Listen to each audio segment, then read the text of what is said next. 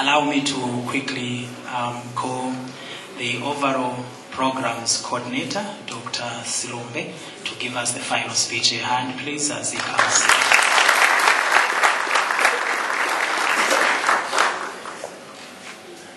Wow, what a great turnout. I can see something is happening here. I can see we are getting somewhere with the Information and Communications University. On behalf of the institution, I welcome you all to this 5th residential once again, although Mr. Chengo has welcomed you already, but I'll give you a second welcome. Let's give ourselves an applause.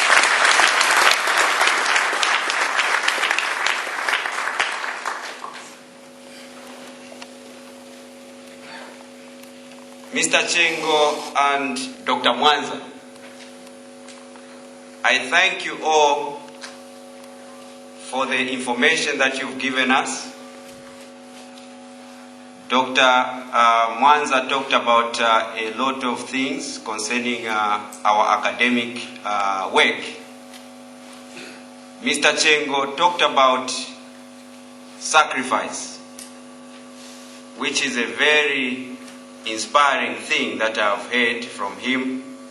And also he talked about the motives that we have as we enroll at ICU. To those who have today a great day, those people who have inspired us with great performance,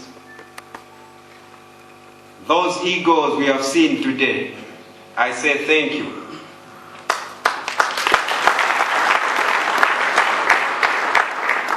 You made us witnesses to the miracles that ICU can perform. Marvelous works, marvelous presentations, marvelous projects, and marvelous results. You remind me of the torch bearers of civilization. Men and women who worked tirelessly and unrelentingly towards achieving their life goals. And I know you are in the right track to becoming such a people. There is a saying in what we do that Mr. Chengo has put so straight, that life gives us what we deserve. And whenever we sacrifice, we get what we deserve. Therefore, I expect all of us to participate effectively in adding value to this nation. Our nation we call Zambia.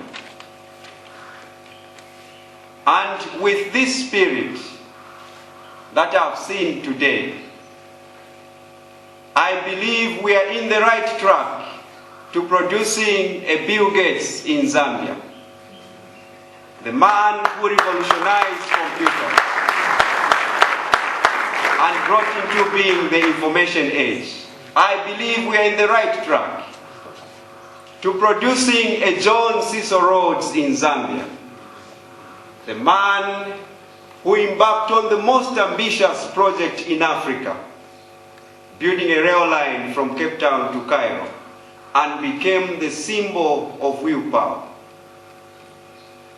I believe we are in the right track to producing an Alfred Nobel in Zambia, the man who transformed the world as an industrialist, a scientist, a humanitarian, and brought into being the Nobel Peace Prize. I believe we are in the right track. But I also know that we still have a long, long way to go. We have a lot of work to do. We have a lot more transformation to undergo. We need to cleanse ourselves. We need to undergo a paradigm shift in order to achieve excellence and so be what we ought to be and make Zambia a truly great nation. Once again, I want to talk about what Mr. Chengo said. He said that without sacrifice and good motive, we are not going anywhere. But I have only one question for you this morning. What is your life's blueprint? Whenever a building is constructed, we usually have an architect who draws the blueprint. And that blueprint serves as the pattern, as the guide. And the building is not well erected without a good, solid blueprint.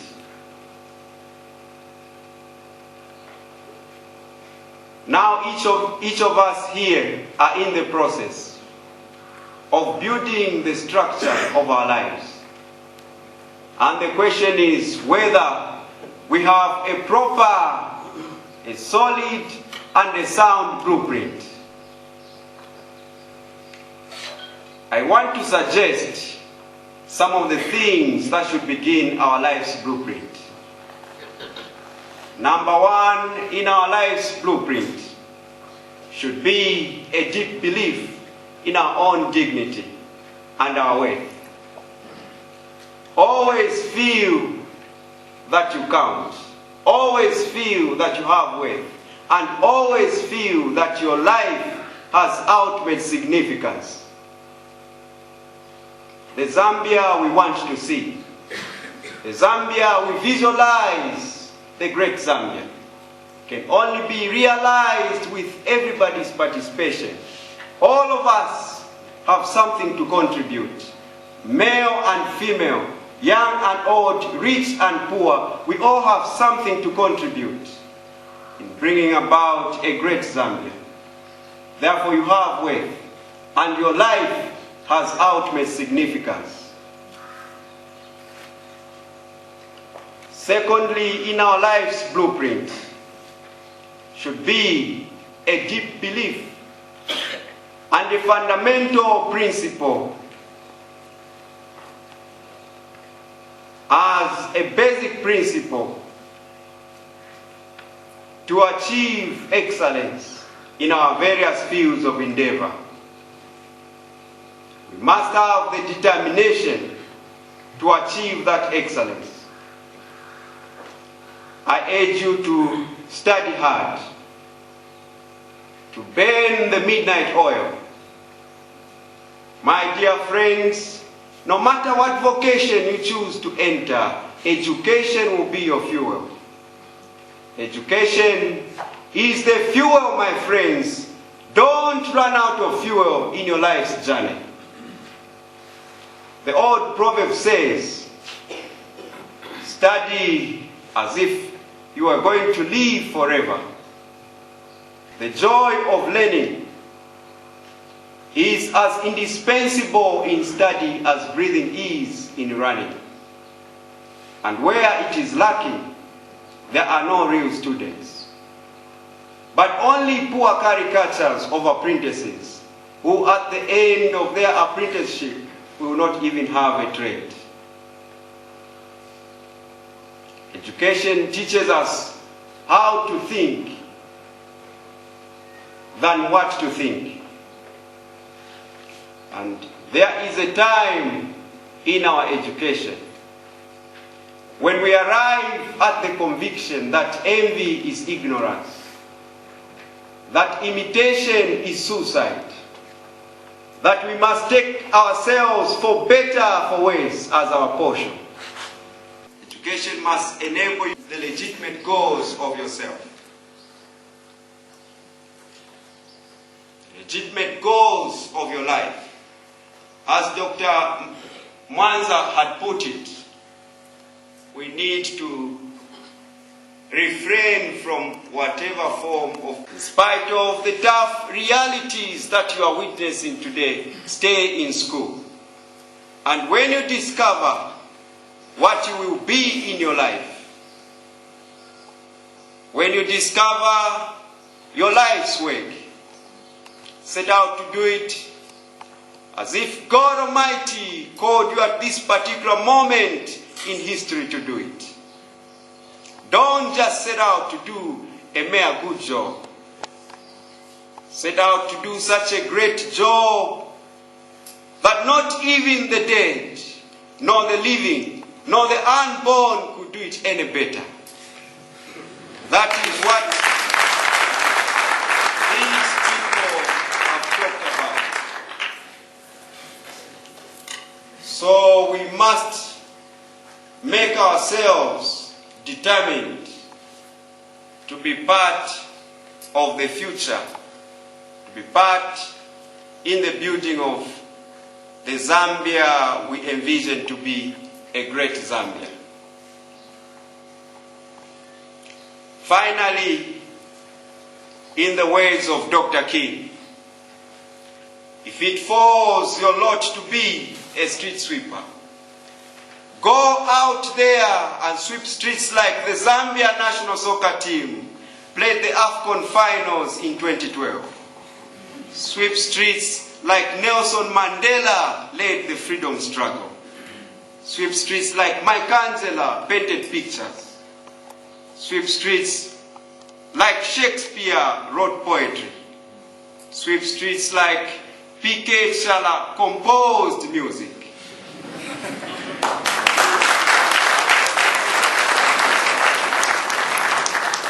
Sweep streets so well that all the hosts of heaven and earth have to pause and say, here lived a great street sweeper who swept his job well.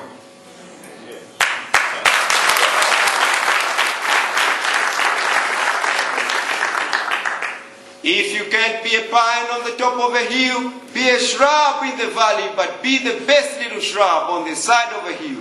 Be a bush if you can't be a shrub. If you can't be a highway, just be a trail. If you can't be the sun, be a star. It isn't by size that you win or you fail. Be the best of whoever you are.